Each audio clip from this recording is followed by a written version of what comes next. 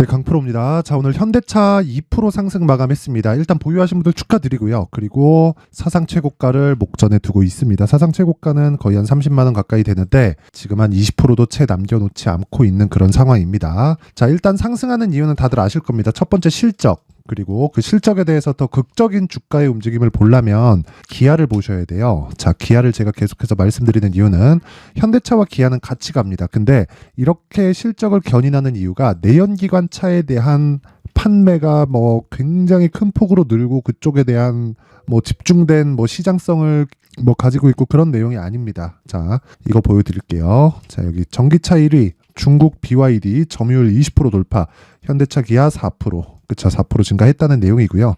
여기 밑에 보시면요, 전 세계의 전기차 등록 대수가 지난해 1,406만 대로 전년 대비 33.4% 증가했다고 발표가 됐고요.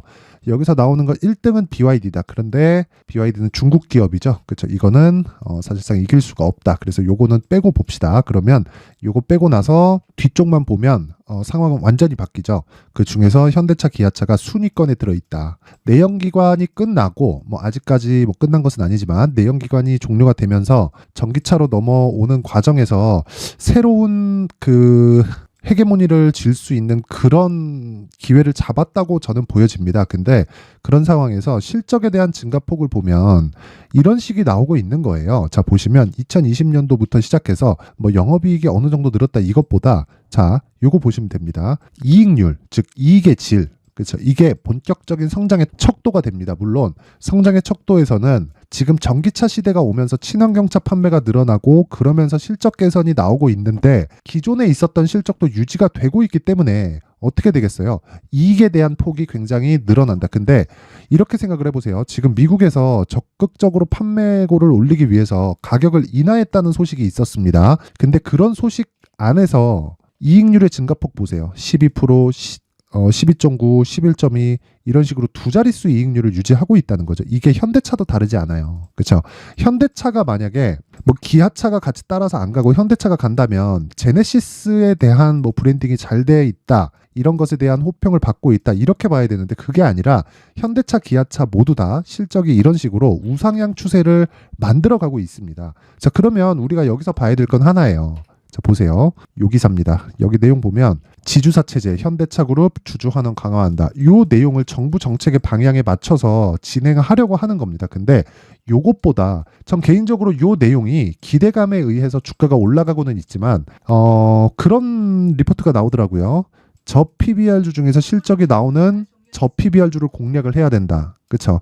제가 주말 영상, 이제 명절 연휴가 되는데 영상에서 제가 리포트 내용을 분석을 해드리겠습니다. 그게 왜 쓸모없는 이야기인지. 자, 보세요. 가치주다. 그러면 돈을 잘 벌고 있는 기업입니다. 근데 왜 가치주가 주가가 안 오르고 가지고 있는 자산 가치보다도 평가를 못 받는 줄 아세요? 성장을 못하기 때문이에요. 자, 보세요. 5년치 봅니다. 18년 1조 1,500억, 19년 2조, 20년 2조, 그리고 나서 21년도에 가파르게 성장을 했죠. 그런 다음에 22년도 실적이 23년 초에 나오죠. 그렇죠? 여기 21년 5조, 22년, 이때 20년과 22년도에 에코프로 실적을 한번 보세요. 어떻게 됐는지. 자, 에코프로 BM입니다. 20년도에 550억 하던 게 22년도에 3,800억이죠. 그렇죠? 몇 배 증가했나요? 7배. 그렇죠? 그래서 23년도 들어서 에코프로 BM 주가 어떻게 됐어요? 에코프로와 함께 15배 올랐다. 자, 이런 식의 상황이 지금 진행이 되고 있는 겁니다. 에코프로 BM이 더 좋다, 현대차가 더 좋다, 그런 게 아니라 지금 주식시장에서 움직이는 게 이렇게 스토리에 맞춰서 가는 종목들만 강세를 보일 수 있는 구조가 갖춰져 있습니다. 그렇죠? 자, 그러면 여기서 우리가 주가를 볼 때 뭘 봐야겠습니까? 가격을 보자는 겁니다. 가격을. 그렇죠? 왜? 자, 기아가 지금 더 강한데 기아가 12월 달에 신고가 갔습니다. 신고가 갔는데 12월 달 요때 갔을 때는 1월 24일 날 그 발표가 나왔거든요. 정부에서. 그쵸? 그 주주 가치 환원에 대한 부분을 대폭 증가해서 저평가 기업에 대한 부분을 해소시키겠다. 근데 궁극적으로 보잖아요. 그러면 이게 어떤 식의 방향을 만들어 가야 되냐면 주식 수를 줄여야 돼요. 그러려면 자사주 매입을 해서 소각을 시켜야 되죠. 근데 이걸 강제할 수 없어요. 이걸 하려면 대주주의 이익과 그리고 개인 투자자들, 뭐 흔히 뭐 소액주주들, 그쵸? 소액주주들의 이익이 같아져야 돼요. 근데 이게 같아질 수 없다고 생각하시는 분들이 있을 것 같은데 미국은 같아집니다. 왜? 오너의 개념이 없어요. 기업을 경영하지만 내가 오너는 아니다. 그쵸? 나는 거기서 일하는 사람이다. 즉 주식회사가 어떤 식으로 운영이 되는지 명확하게 파악을 하고 그대로 가는 거죠. 근데 한국 같은 경우에는 오너의 개념을 가지고 있죠. 그렇죠? 그렇기 때문에 이렇게 만들기는 사실상 어렵다. 그러면 여기서 뭐 발표가 나오면 끝일까? 그게 아니라는 거예요. 실적은 탄탄하게 받쳐주고 있다. 하지만 미래 가치를 반영해서 뭐가 나왔어요? 신고가가 그쵸? 기아부터 발생을 했다. 상대적으로 기아의 전기차가 더 많이 팔리고 있다는 내용이 되는 거고 그런 과정에서 현대차의 움직임은 그쵸 주주 환원책이 언급되자마자 강세를 보이지만 그것도 기아차가 훨씬 더 강했다. 그렇다는 건 현대차도 좋고 기아도 좋지만 실적이 탄탄하게 받쳐주고 있기 때문에 가격 반영이 먼저 된다는 점을 이용해서 중형급 종목 그리고 중대형급 종목을 적극적으로 공략을 하자. 근데 자동차 부품주 중에서 중대형급 종목은 거의 없다시피 합니다. 그렇기 때문에 우리가 매매를 해야 되는 종목은 중형급 이하에서 놀아야 되는 게 지금은 사실상 맞아요. 예를 들어서 이런 겁니다. 여기 보시면요. 코리아 FT 여기는 그 제가 실제 그 매매한 계좌에서 거래되고 있는 내용입니다. 코리아 FT 오늘도 상승 마감을 해서 제가 매도는 하지 않았는데 지금 24년 2월 1일부터 2일 매수, 5일 매수, 7일 매수 이렇게 4번을 매수했죠. 그리고 나서 어저께 급등이 나왔습니다. 어제 급등 나오고 14% 올랐죠. 그리고 오늘까지도 장중에 12%대 급등이 나왔습니다. 저 이거 안 팔았어요. 안 팔았습니다. 왜? 현대차 기아차가 탄탄하니까 팔 필요가 없죠. 그렇죠. 근데 이런 종목들이 어디부터 간다는 거예요? 신고가부터 간다는 겁니다. 이런 내용을 제가 여기 소통방에서 다 공개를 합니다. 다. 그렇죠. 여기 제가 무료로 운영하고 있는 강프로의 무료 소통방인데 다 공개를 하고 있고요. 오늘 같은 경우에도 그래요. 제가 매매한 내용을 그대로 갖다 옮겨서 적어 놓은 거라고 보시면 되고 제가 신고가 매매를 어떻게 하는지에 대한 부분을 제가 강의도 함께 진행하고 있습니다. 자, 오늘 같은 경우에 보세요. 시장가 매수 8시 55분. 그렇죠? 어떻습니까? 장 시작 전에 체결시키겠다는 내용이죠. 자, 내용 한번 보시면 PSK 홀딩스. 자, 내용 보면 오늘 7% 상승 마감했습니다. 그럼 시가부터 공략이 들어갔고 내용을 한번 보면 이런 식이죠. 3% 상승 출발해서 종가 7.4%에 끝났으니까 대략적으로 4% 정도 수익 구간에서 끝났는데 제가 여기 보면 매수 평균가 나오죠. 32,148원. 이게 왜 이렇게 나오냐면 자 보시면 제가 시가에 매수했고 고가 찍고 떨어질 때 또 샀습니다. 자, 그러면 매수가 2번 이루어졌고 추가적으로 상승해서 33,000원에 끝났습니다. 오늘 뭐 한 2%, 3% 정도 수익에서 마감이 됐습니다. 근데 요건 반도체 종목이고 오늘 반도체가 굉장히 강했습니다. 그리고 반도체 종목을 제가 어떻게 매매를 해왔는지 한번 보여드릴게요. 일봉을 통해서 한번 보시면요. 자, 뭐 코세스 뭐 이런 종목들 다 반도체인데 오늘 1%밖에 상승이 나오지 않았죠. 근데 이렇게 보면 제가 손해를 보고 있다고 생각하실 텐데 자 내용 보시면요. 이때 신고가 돌파 구간에 매수해서 추가적 상승이 나왔고 고가에서 매도 후 떨어질 때 정확하게 제가 매수 시점을 다시 잡아서 매집 중에 있다. 자 그럼 그때 1월 달에 1월 29일 날 어떻습니까? 15.49%의 수익을 내고 빠지고 다시 매수하고 있는 중이고 이런 내용을 소통방에서 제가 다 공개를 합니다. 뭐 다른 종목 마찬가지입니다. 뭐 어보브 반도체 같은 경우에도 제가 실제 매매한 내용을 보면 신고가 돌파 구간에 공략을 했고 딱 4일 만에 21%의 수익 구간에서 마감이 됐습니다. 자 그리고 뭐 IT센 같은 경우에도 마찬가지. 요거는 반도체는 아닌데 오늘 첫날 공략을 해가지고 그쵸 신고가 구간 지났고 여기 저가 확인했고 반등 확인한 이후에 추가적으로 공략을 했을 때 어느 정도 오늘 10% 정도의 수익 구간에서 끝났다. 뭐 다른 신고가 종목도 뭐 제가 매매한 내용이 많아서 다 보여드릴 수 있습니다. 뭐 실제 거래한 내용을 이렇게 깔 수는 없을 겁니다. 에브리봇이나 이런 것들 보잖아요. 오늘 47% 수익 실현해서 끝났고요. 실제 제가 매매한 이후에 하나 둘 셋 3일 만에 47% 수익 보고 나왔다. 자, 이런 매매를 하기 위해서는 철저하게 신고가에 대해서 이해를 해야 됩니다. 자, 그래서 제가 그런 부분을 소통방에서 다 공개를 한다. 그쵸? 어떻게, 얼마에, 어느 식으로 잡아야 되는지. 그리고 제가 아까 전에 PSK 홀딩스 있죠? PSK 홀딩스는 제가 다음 주에, 그쵸? 이제 연휴 시작인데 연휴 이후에 굉장히 좋게 보고 있는 종목 중에 하나입니다. 정확하게 제가 1분봉으로 보여드릴게요. 1분봉으로 보여드리면, 자, 정확하게 매수 타점 다 나오죠?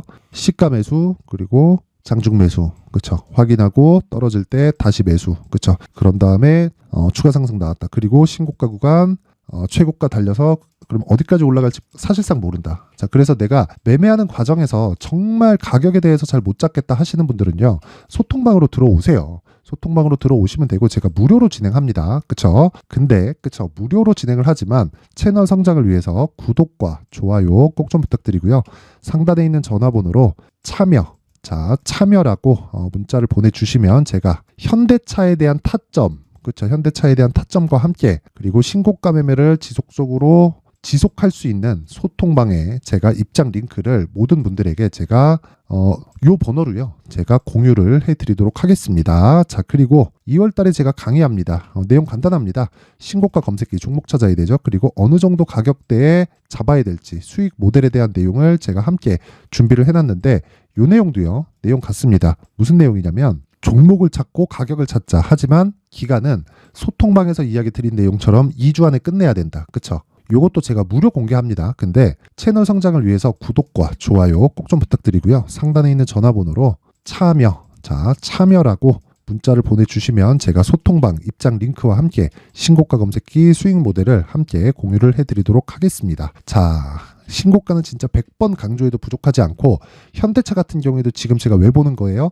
어떤 주주환원 책이 나올 거야 이것 때문에 보는 게 아니라 무조건 신고가 구간이기 때문에 보는 겁니다. 신고가 외적인 다른 매매는 정말 나를 좀먹게 될 겁니다. 그래서 그런 막 어렵다 하시는 분들은 소통방으로 들어오시고요. 현대차 같은 경우에는 마찬가지예요. 지금 왜 올라요? 미래 가치를 반영해서. 미래 가치는 뭐예요? 실적이 좋아지던 부분. 그렇죠? 지금 실적도 좋지만 추가적으로 신고가를 내고 돌파를 하고 시세가 계속 나오고 있다는 건 미래 가치가 좋아지게 된다는 부분이고 미래 가치는 실적에 대한 부분이라고만 이해를 하시면 안 됩니다. 실적 당연히 포함되지만 이게 무슨 얘기냐면요. 미래 가치라는 건 주주 가치에 대한 이야기입니다. 주주 가치가 우리가 가져오는 돈 이런 부분으로 이해를 하실 수도 있지만 주주 가치를 높이기 위해서는 아까 전에 제가 보여드렸죠. 외국의 상황. 그렇죠? 해외의 상황 보면 엔비디아 같은 거 보세요. 실적도 좋아지는 과정에서 주식수를 계속 줄입니다. 예를 들어서 이거 보세요. 여기 애플 같은 경우에도 보세요. 실적이 계속 좋아지는 과정에서 이렇게 계속 주식수를 줄여갑니다. 월봉 보잖아요. 거의 이 정도면 천국의 계단입니다. 천국의 계단이야. 근데 주식수는 계속 줄어갑니다. 그렇죠? 이런 상황을 기대하면서 내가 현대차가 추가적으로 올라갈 거야 이렇게 봐야 될까요? 그게 아니라는 거예요. 그렇죠? 그 생각을 갖고 있으면 원하는 주주 환경이 될 때까지 내가 그냥 보유하잖아요. 그렇죠? 그래서 결과적으로 보면 주주 가치를 제고한다는 게 주당 순이익을 높이는 과정을 이야기를 합니다. 그렇죠? 그러려면 실적이 좋아져서 주당 순이익이 늘어나거나 아니면 실적이 유지가 되더라도 주식수를 줄이게 되잖아요. 그러면 주당 순이익이 늘어납니다. 그렇죠? 분모가 바뀌는 거니까 이런 식의 상황에 대한 이해가 필요해요. 그러려면 신고가 구간에서 공략을 해야 된다. 왜? 미래 가치를 반영하는 건 가격이니까. 그렇죠? 어떤 형태로 나올지는 정책 방향이나 현대차의 액션이나 이런 것들을 봐야 돼요. 그런데 가격이 먼저 반영하고 있는 겁니다. 올라가는데 뭐가 필요해요? 돈이 필요하다. 그래서 가격 보라는 겁니다.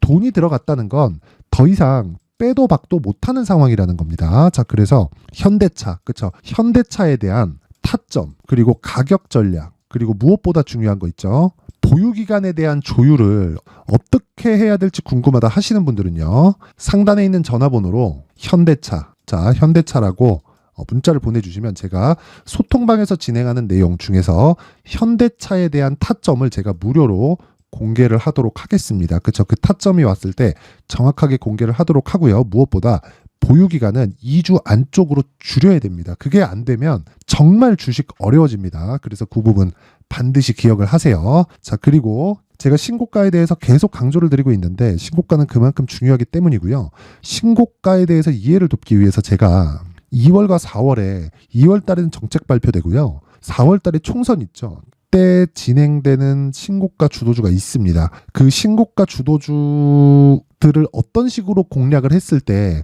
아까 전에 보여드렸었던 내용이 있죠. 요 내용 그쵸? 실제로 제가 거래한 내용을 다 보여드렸는데 자 PSK 홀딩스도 그렇고 완료된 매매 내용을 보면 예를 들어서 뭐 HLB 같은 경우에도 오늘 빠지긴 했지만 저는 애초에 1월 29일 날 매도를 하고 31%의 수익을 냈습니다. 그리고 내용 보면 뭐 에브리봇 같은 경우에도 그렇죠. 오늘 매도해서 47.45%의 수익을 냈고요. 그렇죠. 제가 매도를 한 가격보다 더 높게 끝났어요. 그런데 충분히 이격 조정을 받는 과정에서 내가 매수를 다시 할 수 있기 때문에 제가 매도한 겁니다. 그러려면 신고가에 대한 이해가 필요하다는 거예요. 그렇죠? 자, 그래서 그 이해를 돕기 위한 내용을 제가 상세하게 내용 준비를 해놨으니까 영상 끝까지 시청하시고요. 모든 분들이 성공 투자하셨으면 좋겠습니다.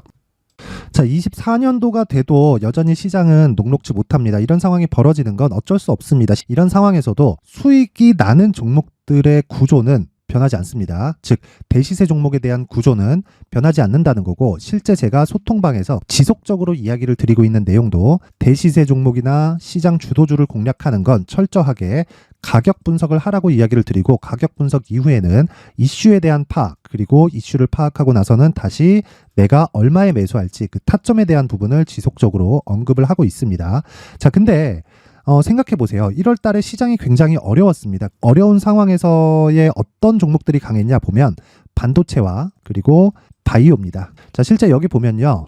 HLB에 제가 실제 매매한 내용을 띄워놓고 보여드리고 있는데 1월 22일부터 매매를 시작해서 4일 동안 31%의 수익 마감이 됐고요. 그리고 여전히 신고가 종목입니다. 자, 그리고 그 다음 어보브 반도체, 이름을 보시다시피 반도체 종목이죠. 그리고 AI 반도체는 지속적으로 강세를 보이고 있습니다. 이 종목도 신고가를 먼저 달성한 이후에 제가 21%의 단기간에 21%의 큰 수익을 내고 마감이 됐습니다. 다시 재공략을 준비하고 있고, 이런 부분은 소통방에서 다 공유를 해드립니다. 자, 그리고 그 다음 코세스. 자, 코세스 같은 종목도 당연히 그쵸, 신고가 종목이고요. 그리고 반도체 종목입니다. 이 종목도 영업일 기준에서 이틀 동안 대략 한 15%의 수익 마감이 됐습니다.